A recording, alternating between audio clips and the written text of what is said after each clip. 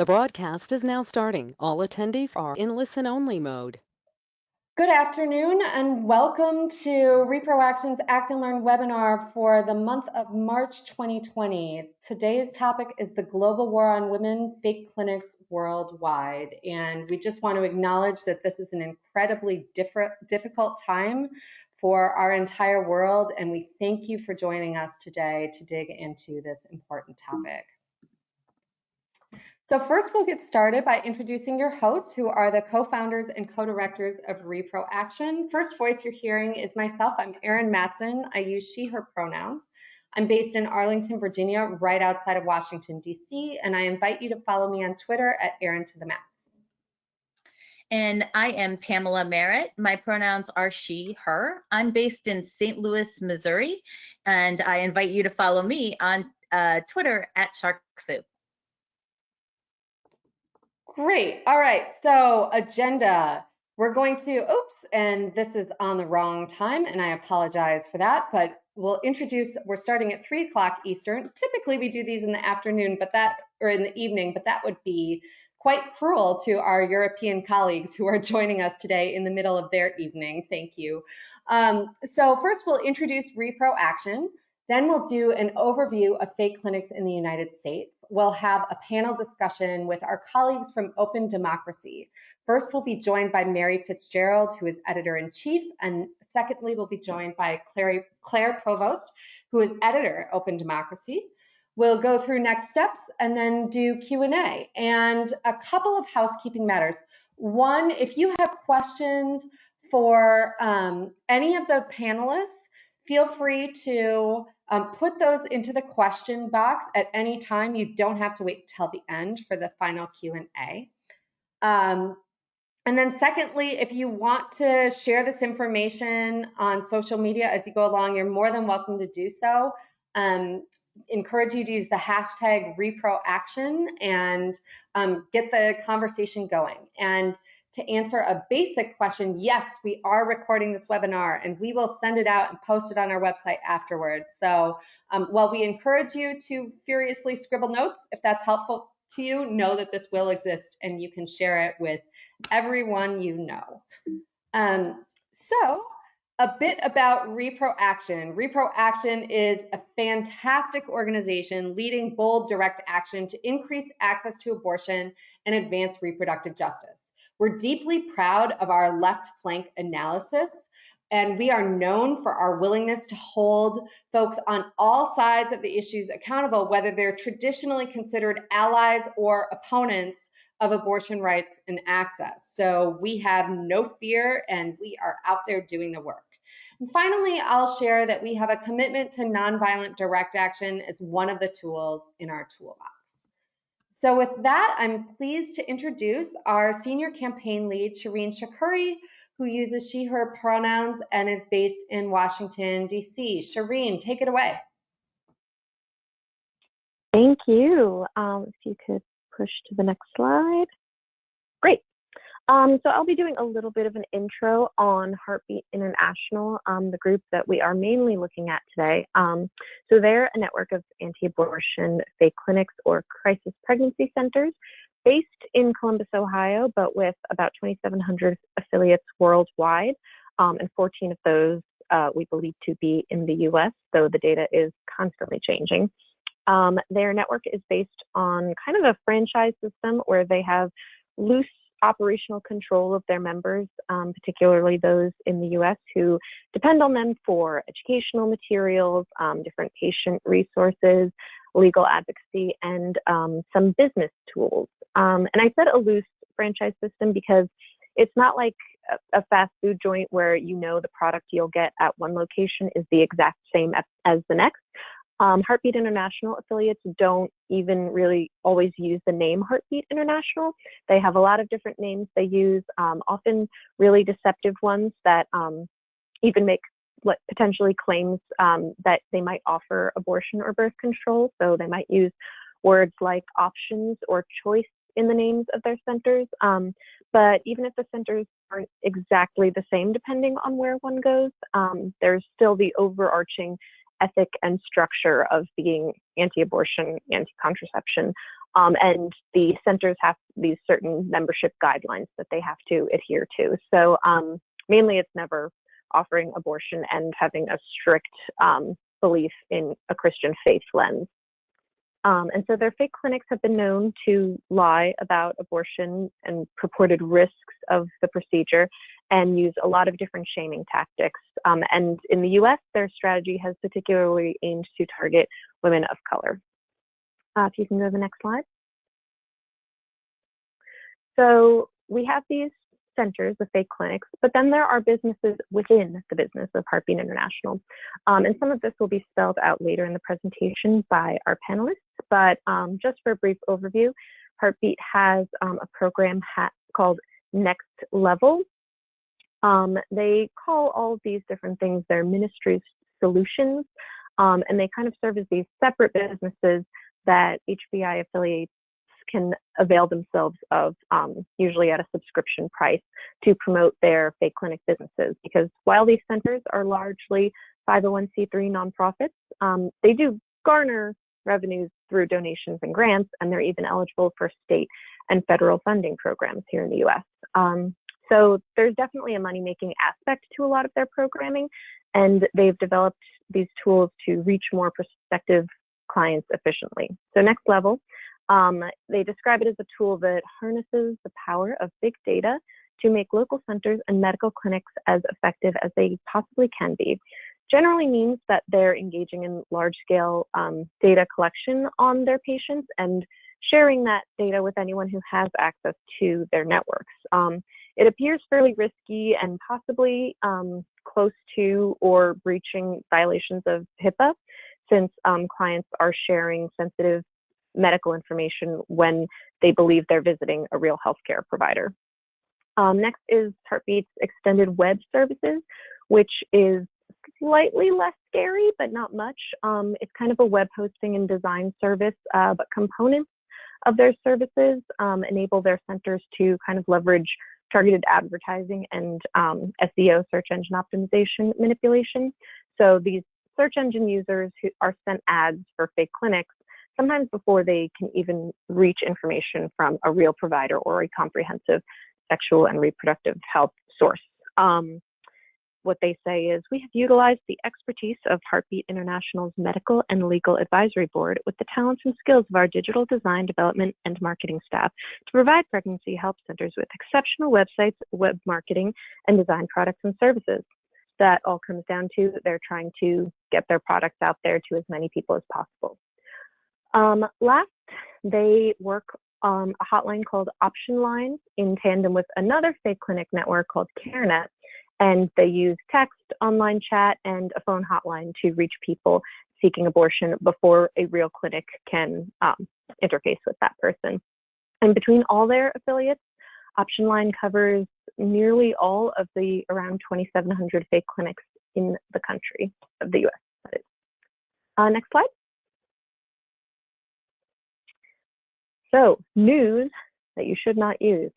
Along with all the other stuff Heartbeat runs, they have a blog page called Pregnancy Health News, where they mostly share propaganda written by their staff promoting fake clinics, as well as hit pieces on abortion rights and reproductive justice advocates and activists. Their articles are often, like I said, puff pieces celebrating the supposed efficacy of their services, either the fake clinics themselves or their products, Next Level and EWS, without really much sourcing or stats on how they got their data. They just make these claims. And in the anti-abortion community, they are treated like hard facts that they balance against what they believe is the pro-abortion mainstream media. And if you're interested in learning more about fake clinics and how to take action and hold them accountable, I would highly recommend checking out one of our past webinars, which is titled Bye Bye Fake Clinics, Using Direct Action to Target CPCs in Your Community. So you can get to the next slide. All right, so Heartbeat International and, quote, abortion pill reversal.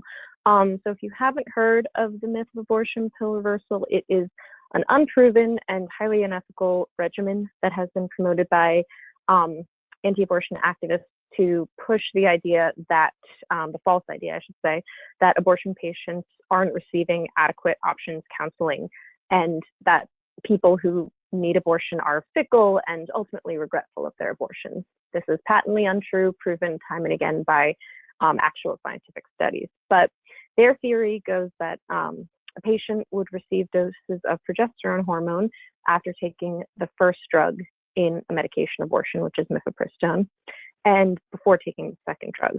And there is no scientific evidence backing this theory. In fact, a study had to be canceled practicing to see if this regimen actually worked, because women who were engaged in it experienced severe bleeding. Some needed to be hospitalized. And while the doctors that promote this theory say they have these ethical concerns about abortion, this is a case in which women were actually risking their lives for some anti-abortion propaganda. It's unconscionable.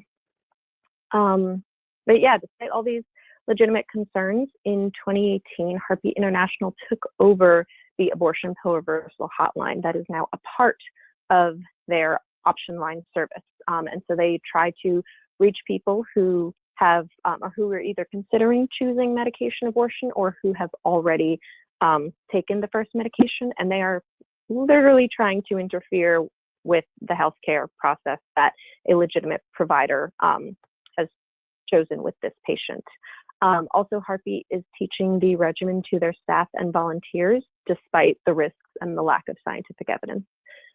And there's so much I could say additionally about this theory and protocol, and why the testing practices of these anti-abortion doctors are so deeply unethical, but we actually have another webinar on that, so I'd encourage you to check that one out. It is titled "Abortion Pill Reversal is Unproven and Unethical."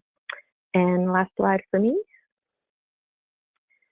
So, fake clinics and the gag rules. It may not be so clear how fake clinics tie into the repressive policies of the Trump administration here in the US and abroad, but buckle in. So first off, to define what the gag rule is, the global gag rule is also known as the Mexico City policy, and it's a cruel and very dangerous anti-abortion policy that risks the health and lives of people around the world. It prevents foreign organizations receiving U.S. global health assistance from providing information, referrals, or services for legal abortion, or advocating access to abortion services in their country, even with their own money. And the corresponding rule to that is the domestic gag rule, which reproductive rights activists contend changes the requirements that healthcare providers must meet to receive federal money via Title X family planning programs, which were established in 1970. So it provides $286 million in funding for programs that provide services like birth control, mammograms, breast cancer and cervical cancer screenings, really essential healthcare services, along with the essential healthcare of abortion. We know that Trump's Department of Health and Human Services has made it a priority to fund fake clinics with taxpayer dollars through Title X and other funding, and they've already gotten started. Another fake clinic network that happens to use Heartbeat's abortion pill reversal theory has already received millions in federal funding that otherwise would have gone to real comprehensive sexual reproductive health providers. Now, all of these real providers are losing money and these funding sources for legitimate, vital programs, and many have to close or severely alter or scale back their operations. And as a result, fake clinic networks domestically and globally are trying to suck up some of that funding. So fake clinic networks like Heartbeat are also offering classes and instruction manuals and all sorts of resources for their center operators to apply for government funding for various issues like sexual violence prevention, sex ed, domestic violence prevention and counseling, all these other different blanket issues. And it's deeply, deeply troubling that these resources might be going to groups like this with deeply flawed messaging for some of the reasons our panelists will go in further. And with that, I'm eager to hear more from them. All right, thank you, Shireen. And I just want to highlight that Shireen talked about our abortion pill reversal is unproven and unethical webinar from the past, you can access that at reproaction.org and then go to activist resources, and it will be there under webinars. So encourage you to check that out. And with that, I am extremely pleased to introduce our first panelist, who is Mary Fitzgerald. Mary is editor-in-chief of Open Democracy, the global nonprofit news website that seeks to challenge power, inspire change, and encourage democratic debate across the world. Open Democracy's journalism has triggered law and policy change, criminal and regulatory investigations, and widespread global media coverage. And I won't read all of that to you, but I will say that Open Democracy has just put out an incredible reporting on global fake clinics, and in specific, what Heartbeat International and Human Life International, two US-based organizations, are exporting around the globe. It is shocking. So with that, before we move on to questions, Mary, is there more you'd like to share with our audience about Open Democracy? Oh, no, thanks. I mean, I think you've covered it there. I think it's quite interesting because a lot of the fake media stuff you referred to earlier that's allied to the anti-abortion movement have tried to sort of paint us as this pro-abortion lobby group. And in fact, we cover a vast range of subjects and areas and regions, you know, climate change, economic and political policy, transparency, accountability. And this is just one of the areas that we cover for kind of in the human rights and democracy frame. So they're quite wrong when they describe us as any type of a lobby group or particularly focused on one particular issue. But of course, this has been a real focus for us recently, and for good reason.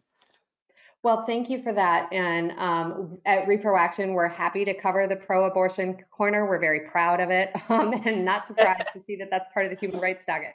So let's dive right in. We've got great questions, and I know that you have so much expertise that you've built up on your team. So my first question to you is, you led an extensive and rigorously researched project on fake clinics overseas and revealed truths abortion opponents don't want to air in public. So please share how you pulled together all of this reporting and your processes for collecting and analyzing the information. Thank you. Can you hear me okay? Is this sound working well? Very well, thank you.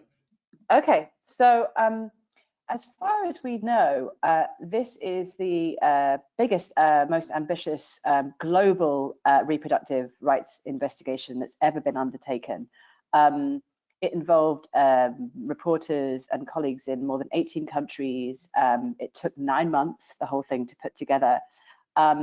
And it followed a lot of the principles and methodology that are applied to very, very big global coordinated investigations between a number of different media organizations. So if any of you remember the Panama Papers or Swiss Leaks, or those big global investigations into organized crime, corruption, tax evasion, by the ICIJ and other large networks of news organizations.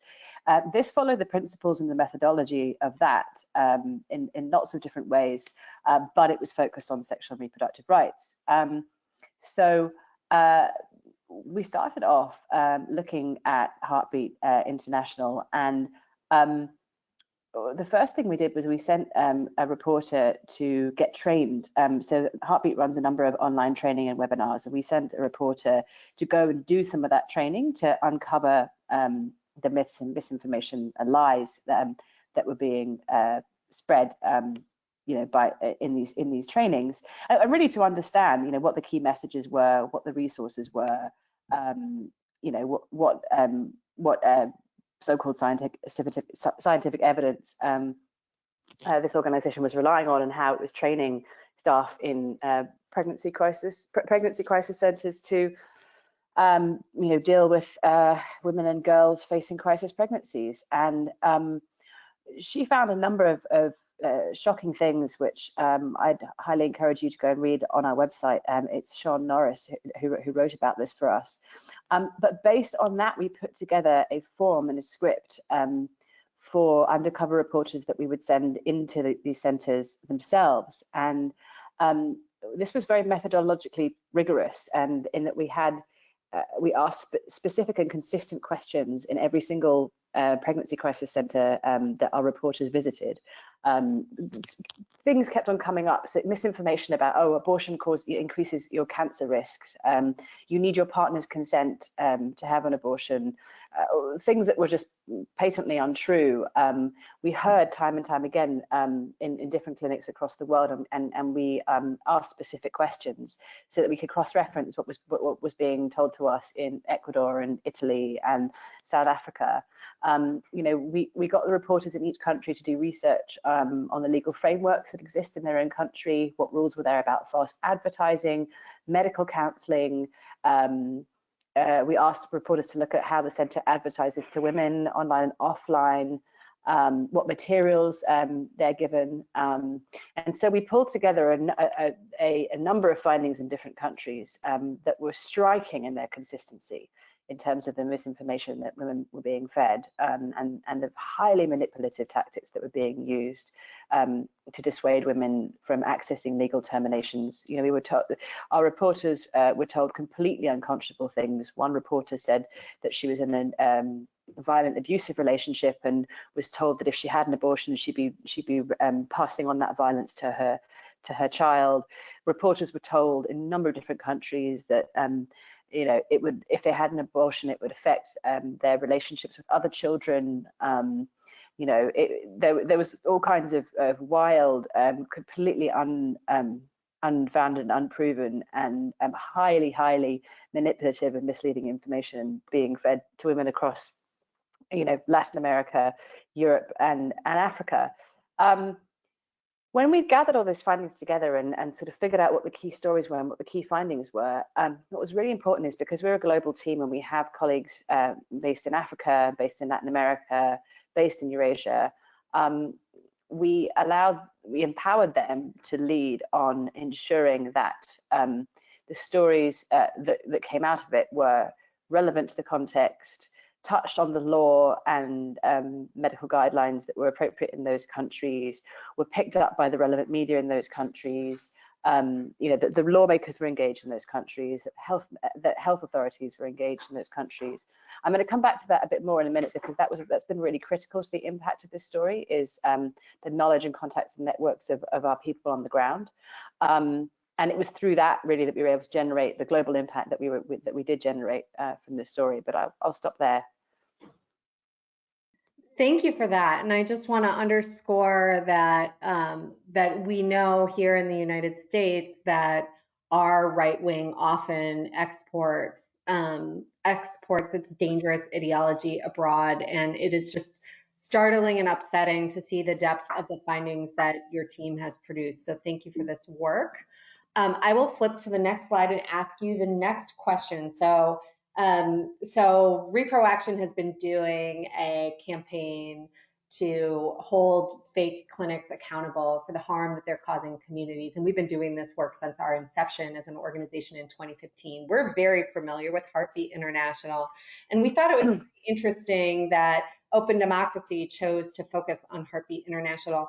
Can you share more about why, of all of the anti-abortion fake clinic conglomerate networks, why you chose to narrow in on Heartbeat International?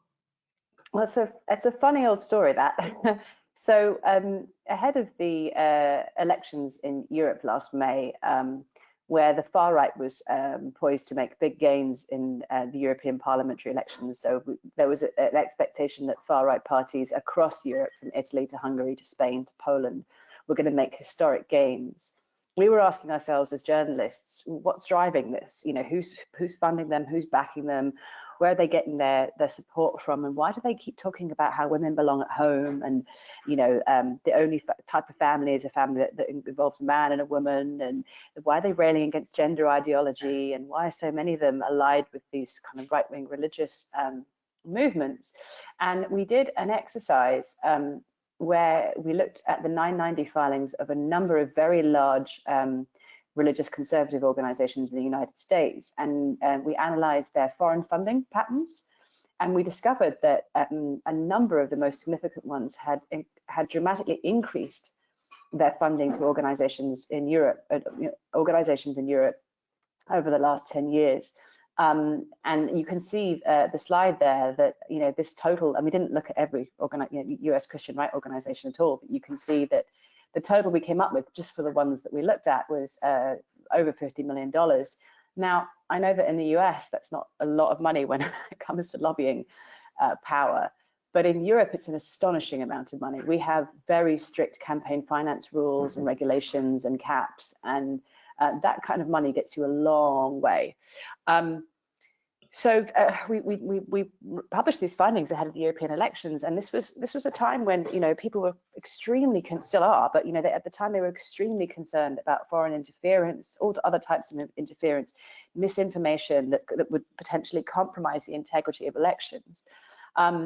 So this made a very big splash, this story, but we knew was kind of the money flows. We needed to know more about what this money was being used for. Who and what it was supporting. So we did an exercise where we basically tried to follow the money to the ground. And when we looked at Heartbeat, we know that obviously Heartbeat's a pioneer of this crisis pregnancy center model, highly controversial in the United States, well known about, but really not known about outside of the US at all. The amount of conversations I've had with people where I explain what these centers do, and people are shocked. It's just not this awareness in the rest of the world about this problem that's been around in the US for a long time. But we thought, why would Heartbeat be funding organizations overseas? What could it possibly be giving them money for? So that gave us the idea to actually go to some of these centers that were funded by Heartbeat, and also look at the activities of Heartbeat affiliates globally. And I will say that's just one of the exercises we've done. So you can see that a lot of the other organizations listed there. There's a ton more work. There's a lot more leads that we're following up, and a lot more coming on a number of these other organizations. But because Heartbeat was such a prominent I guess pioneer of this fake clinic model, we had a good hunch that that's what they were doing elsewhere. And I mean, even though we had that hunch, we were completely blown away by what we found. Thank you for that. And just want to underscore how well resourced these organizations are. Oftentimes we see in the United States that anti-abortion fake clinics represent themselves as sort of like mom and pop shops, or folks that are just doing this without resources. And there is huge money behind this effort to deceive the public. So next question for you is, on specifically Heartbeat International, which country had the most Heartbeat partner and affiliate activity out of what you reviewed? And what types of work did these Heartbeat affiliates and network linked organizations engage in other than and beyond anti-abortion counseling?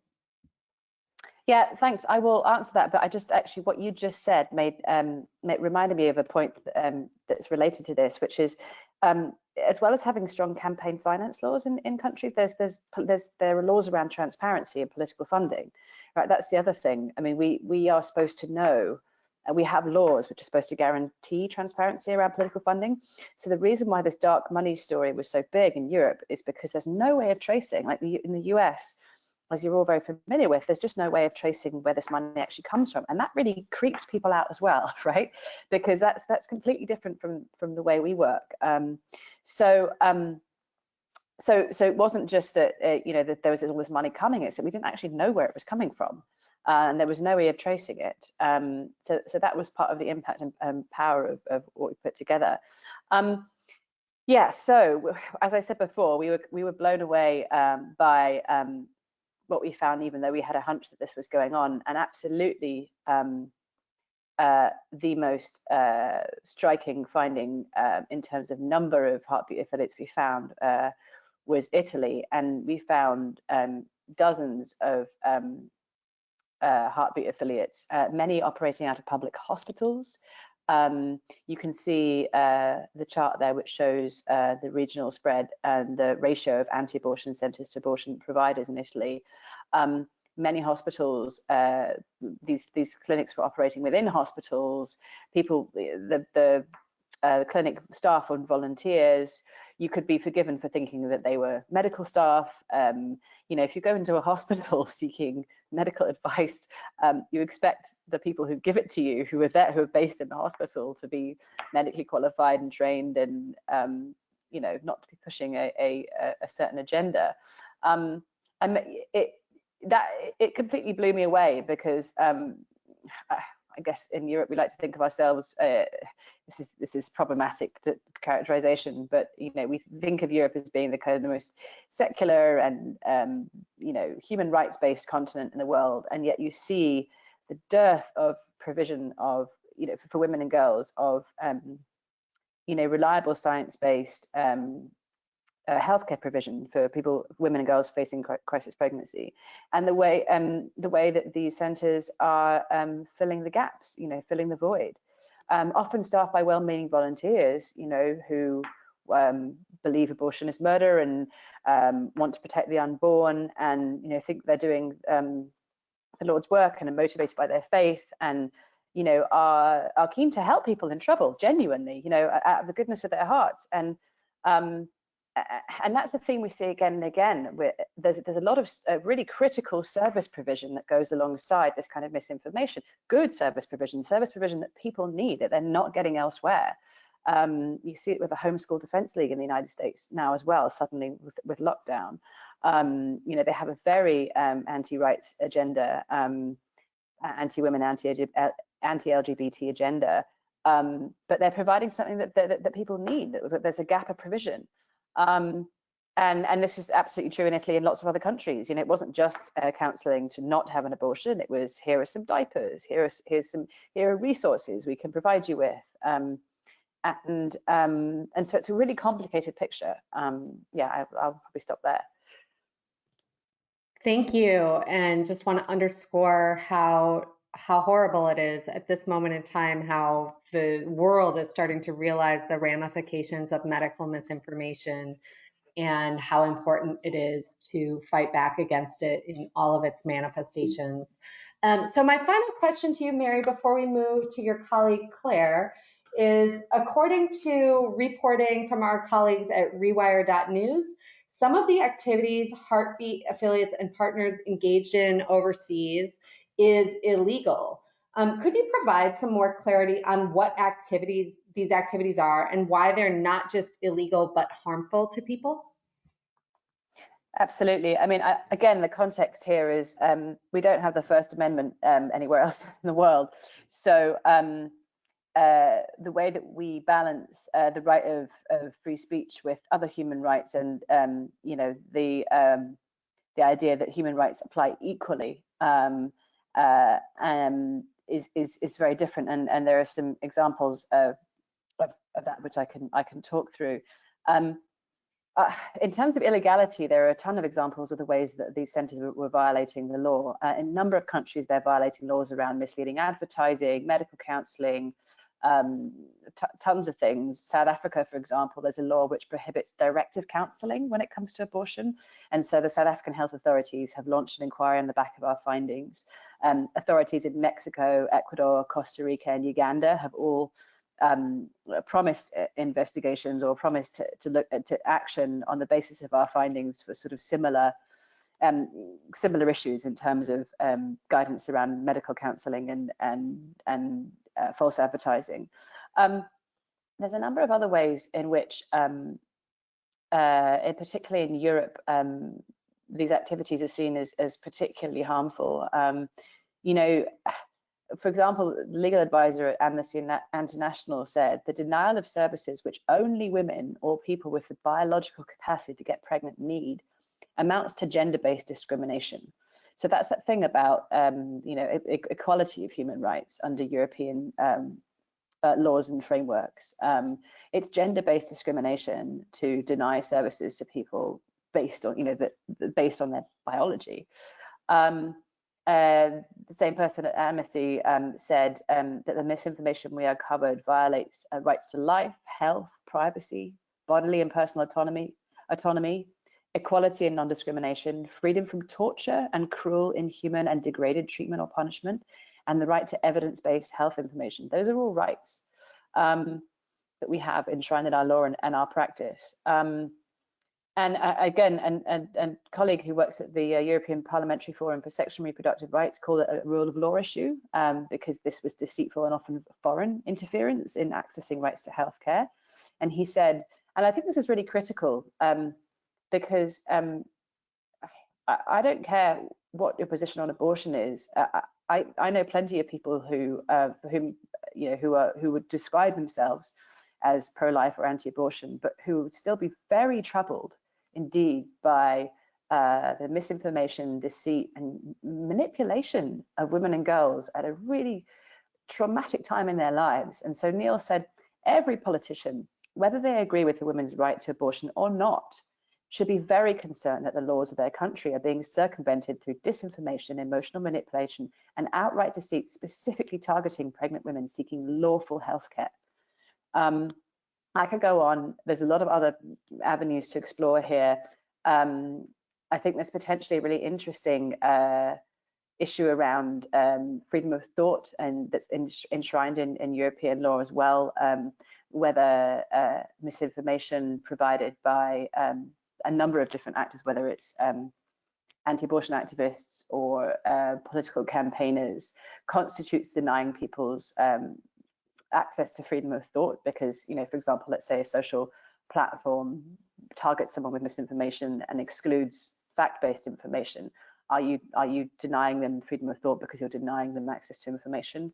So there's a potential, lots of strategic litigation and other potential avenues that come out of this. But I think the really key point is that this activity breaks all kinds of laws and rules and guidelines. And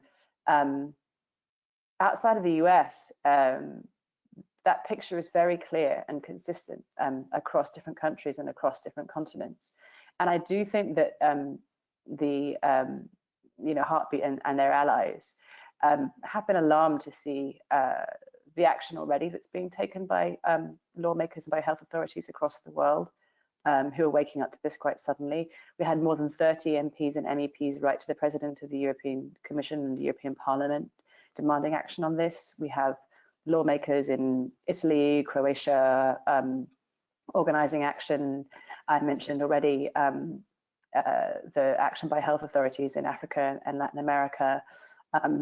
And encouraging as well, even through this crisis, health authorities have continued to promise action. And you're absolutely right that actually health misinformation is a big deal right now, and it's going to continue to be a big deal. And the message we need to get out there is that women and girls have been targeted with health misinformation for years, and it's time that that changed, and that everyone was aware that health misinformation is a massive, massive issue. We have an opportunity to really push that message now.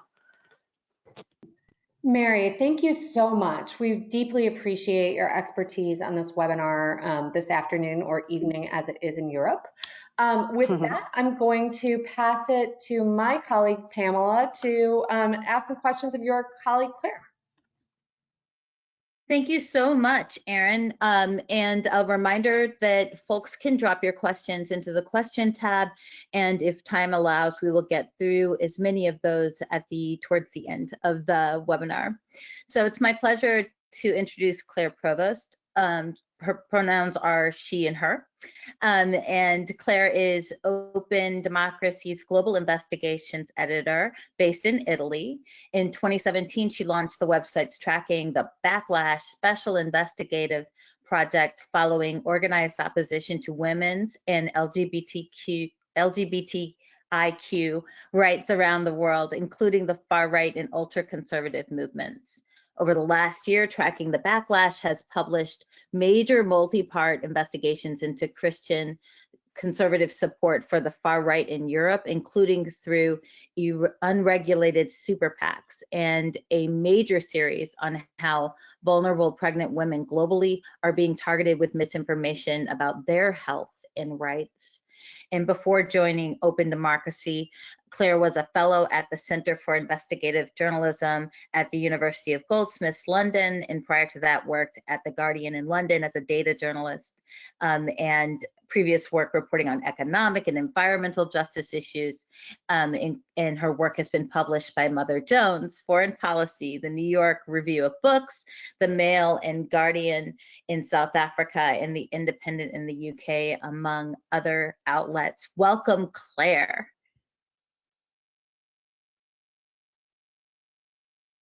Hi, welcome.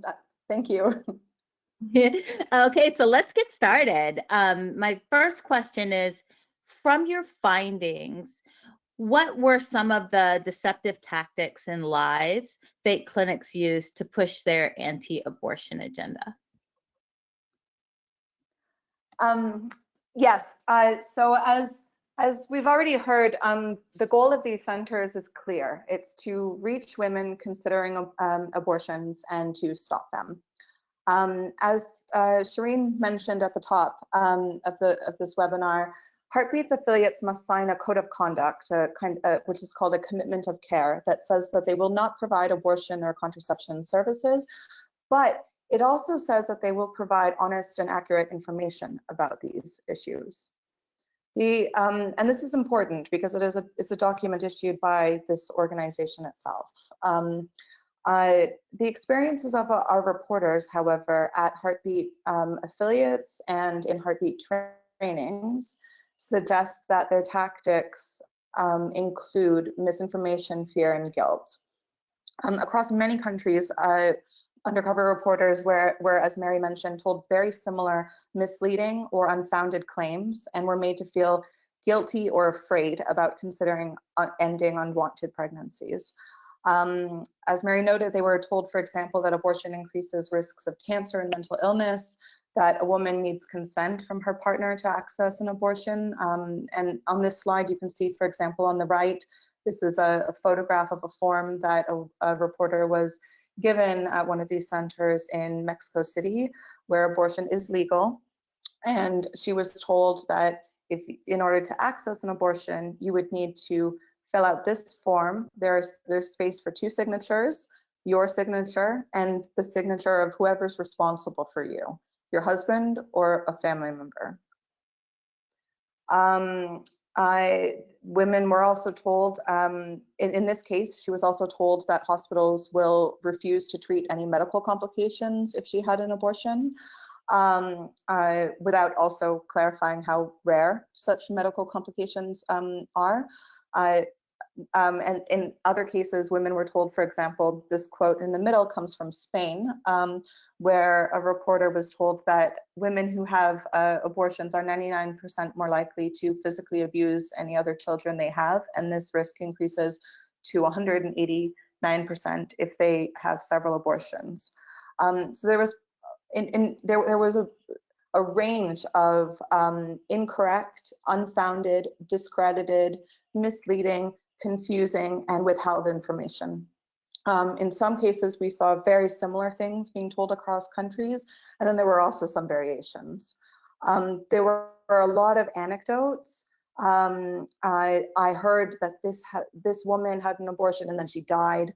I heard that this woman had an abortion and then her husband left her. A lot of anecdotes, but also some very, very specific claims, such as this one on the screen about 99% and 189%.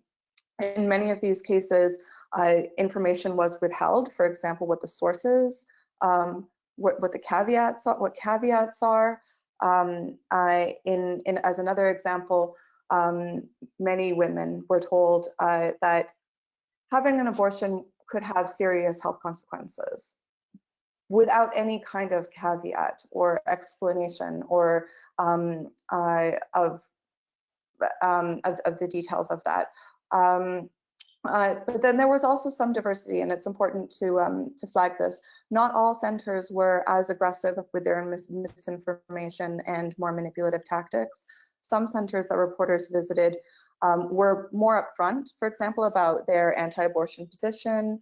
I called some of these centers myself as one of the reporters in the project, and some of these Heartbeat affiliates in Canada told me directly on the phone that if I wanted to access an abortion or have more information about that I should see my doctor. if I wanted to access emergency contraception, I should go to the pharmacy. They told me where to find a pharmacy. So we did see some exceptions. I mean, these were definitely the minority of cases, but it is important to flag that not all of these centers were as misleading or manipulative. Thank you so much. So clearly we should all be increasingly concerned with anti-abortion organizations' efforts to impede on privacy rights. What are some ways Heartbeat participated in data mining in privacy violations for prospective clients and patients? So this is an interesting one where this didn't come up so much in our investigation. We've read quite a lot about this in the US and about some of the more high-tech tools and online services that Heartbeat and Heartbeat's network deploys within the United States. It was something we were looking for internationally, but we didn't see the evidence we were expecting of the same tech tools and tablets being used for intake procedures. There was a wide diversity of websites internationally. In only a few cases were reporters actually asked to provide their contacts in person. In many cases, they were not asked for any contact details or only a phone number. Unlike in the US also, not all of these centers internationally present themselves as health clinics, which is interesting. However, what we did see very clearly, particularly in Latin America online, was some perhaps even more extreme examples of misinformation and misleading advertising than what we've seen in the US, including some centers presenting themselves online as pro-choice support groups, but even as abortion providers, including in countries where abortion is illegal. And so on this screen, there are a couple of examples on the left of websites from Latin America that have URLs with names like interruptpregnancy.com or iwantanabortion.com or I'm looking for an abortion, etc. So very, very misleading. We also saw in a number of countries Google ads and search results directing women to crisis pregnancy centers. And there's, in the current crisis amidst coronavirus, and this is what the screenshot on the right is, Heartbeat has said itself that many anti-abortion crisis pregnancy centers are temporarily closing or scaling back their hours amidst the current pandemic.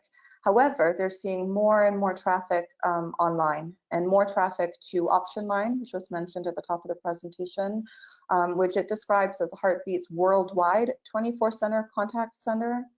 Now, there's been quite a lot of reporting on Option Line in the US. We have not seen too much evidence yet of it actually being a worldwide service, but it is something in the current crisis as these centers look for other ways of reaching women to achieve their goal of reaching those considering abortions and stopping them. The online space is a space that anyone concerned about these issues should be watching a bit more. Heartbeat, for example, said that Option Line reported, which is both a phone line, but it's also online chat function, that it reported a much higher volume of contacts due to COVID-19, specifically a 50% increase in calls in 1 week. That's huge. They also said there's been a large influx of inquiries to Heartbeat's Extend web services, which was also mentioned at the top.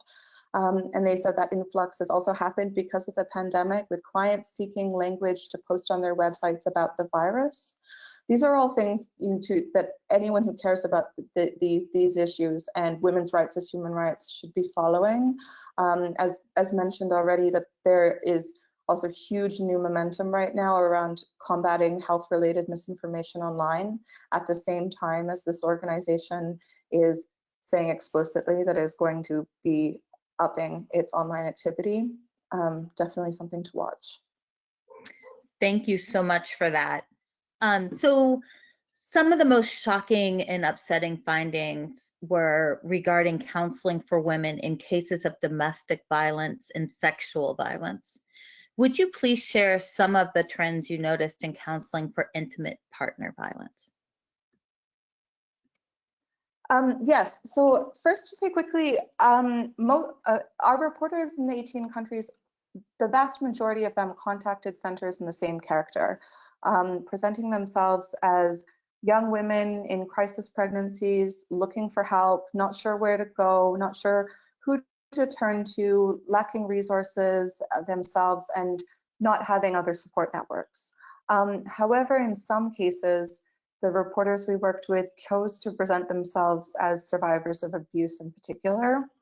In each of those cases, these reporters were still pushed to continue their pregnancies. They were still given misinformation, misleading claims. Other information was still withheld. They were still made to feel guilty about even considering an abortion. So as examples, in Ukraine, our reporter posed as a young, internally displaced person. She described an experience of sexual assault and said that she was considering an abortion. She was told she would never be happy again if she terminated the pregnancy. She was told that God created the fetus, not the rapist. She was told she should go confess in church. Abortion is legal in Ukraine and has been for decades, generations. In Kampala, in Uganda, where abortion is illegal, a center told a teenager that had accompanied an undercover reporter that she had consented in a way to incestuous rape. They asked her, did your uncle force you to have sex with him? And how does your auntie feel about you now? In Israel, our reporter suggested that her cousin had raped her, and she was told, "You're already 30 years old. Maybe this is your time to get married. Maybe in the end you will discover he is not your cousin." And I could go on. There are a number of other examples like this. And as crisis pregnancy centers, by definition, target women in crisis pregnancies, it's far from unlikely that the women who contact these centers or are targeted by these centers include women who have experienced abuse. As we know, sexual abuse, domestic violence, and these issues are far, far more widespread than many people often realize. And it's likely that this is a much bigger issue globally in terms of these centers being first responders to women who have experienced intimate partner violence. And these findings also generated a significant amount of alarm, as you can expect from lawmakers and civil society organizations around the world, including in Uganda, where even though abortion is illegal, the government strongly promotes contraception.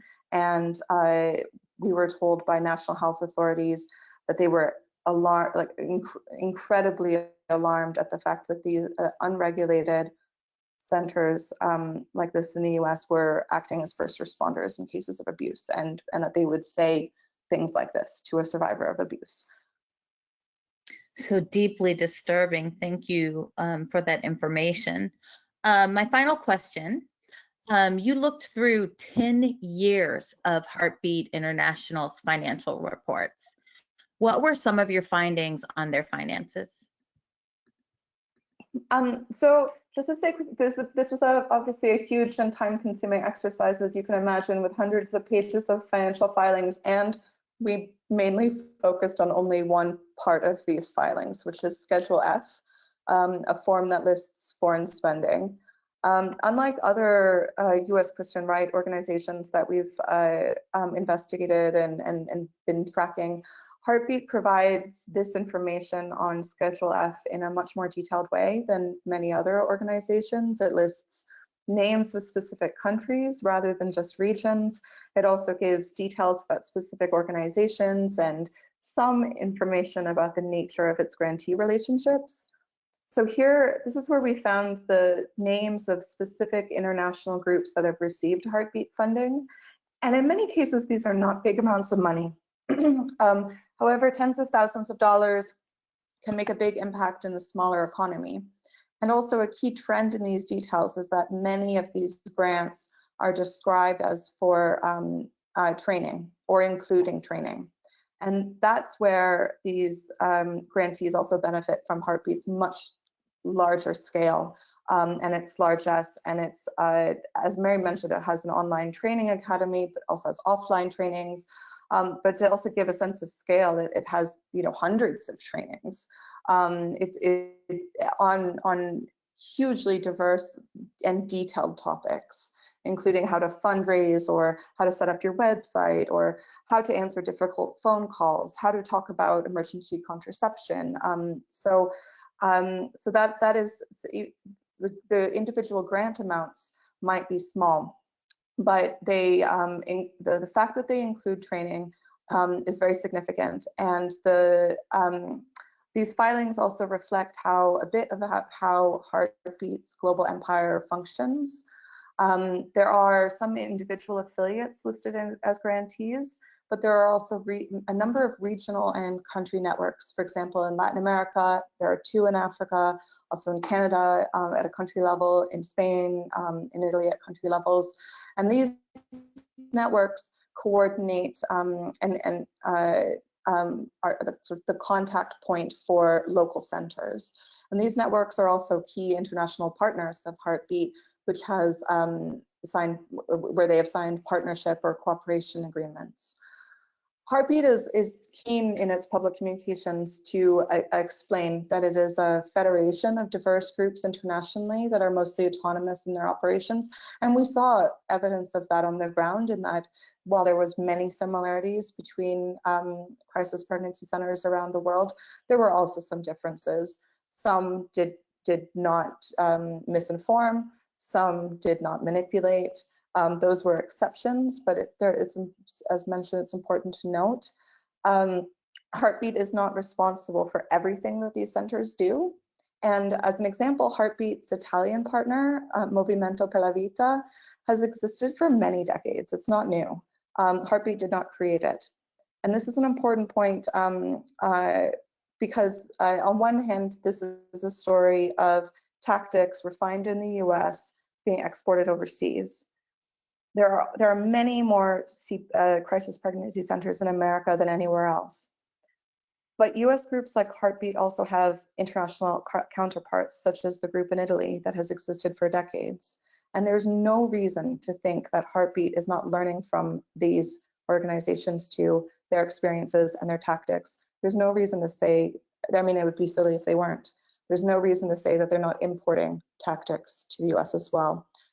As just one example, embedding crisis pregnancy centers within hospitals so that you are next door to, your counseling office is next door to where a woman might find out that she's pregnant, and you're referred next door to counseling, and that's the crisis pregnancy center, and the door says counseling, and it says nothing about what it actually is or what it's part of. In Italy, we also found examples of dozens of these of Heartbeat affiliates crisis pregnancy centers based in women's shelters. And so are some of these things, embedding in hospitals and women's shelters, also the future of US CPCs, or are these already things happening? Are these things already happening? And thinking, I just wanted to end with this, because I think our project was largely inspired, this investigation was largely inspired by incredible investigative work that has been done by women journalists and feminists in the US for so many years. And we also hope that the information that we've unearthed here is also useful for people who are tracking threats to women's rights in the US. Because of this, it may not just be an exporting story, it may also be an importing story. Wow, thank you so very much. And what a powerful note to end on. So thank you. I'm going to go ahead and pass it over to Erin. Yes, so just want to encourage you all to sign up for our list at reproaction.org, so you get invitations to our Act and Learn webinars that we do every month, as well as opportunities to take action to raise awareness and fight back against fake clinics in your community. We also encourage you to check out Open Democracy's groundbreaking work on fake clinics worldwide. Thank you so much to Mary. Thank you so much to Claire for joining us and sharing your work with us. And we invite you to join us for our next Act and Learn webinar. Save the date now. It will take place on Tuesday, April 21st at 3 p.m. Eastern again. And the topic will be Seeking Justice, Sexual Assaults by Police. So again, thank you so much for your time today. Sorry we didn't have time to get to your questions, but we thought that the content that Mary and Claire were sharing was so detailed and rich that this was something we wanted to provide to you. So thank you again. Check us out online, Reproaction and Open Democracy. Thank you, Mary and Claire, and thank you to Shireen and Pamela as well. Have a good one.